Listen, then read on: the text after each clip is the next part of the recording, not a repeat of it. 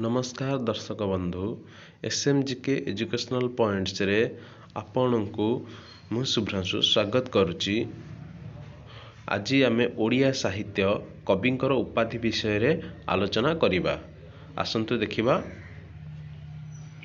आदि कवि सारला दास, अति बड़ी जगन्नाथ दास, भक्त कवि मधुसूदन राव, व्यास कवि फकीर मोहन सेनापति, बाणीकंठ निमाई चरण हरिचंदन, विदग्ध कवि अभिमन्यु सामंत सिंहार, कविवर राधानाथ राय, कवि सूर्य बलदेव रथ, कांत कवि लक्ष्मीकांत महापात्र, कविचंद्र कालीचरण पट्टनायक, जातीय कवि वीरकिशोर दास, कवि मंजुल कृष्ण प्रसाद बसु, कविशेखर चिंतामणि महांती, किशोर कवि श्यामसुंदर दास, कवि सम्राट उपेन्द्र भंज, संथ कवि भीम भोई, प्रकृत कवि गंगाधर मेहर,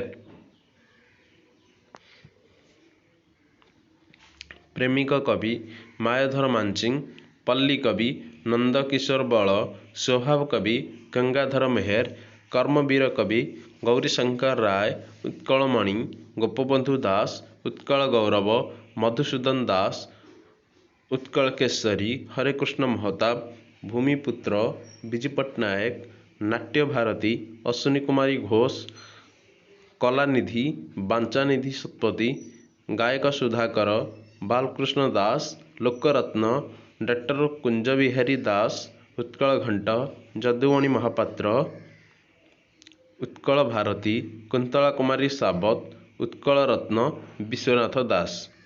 थैंक यू।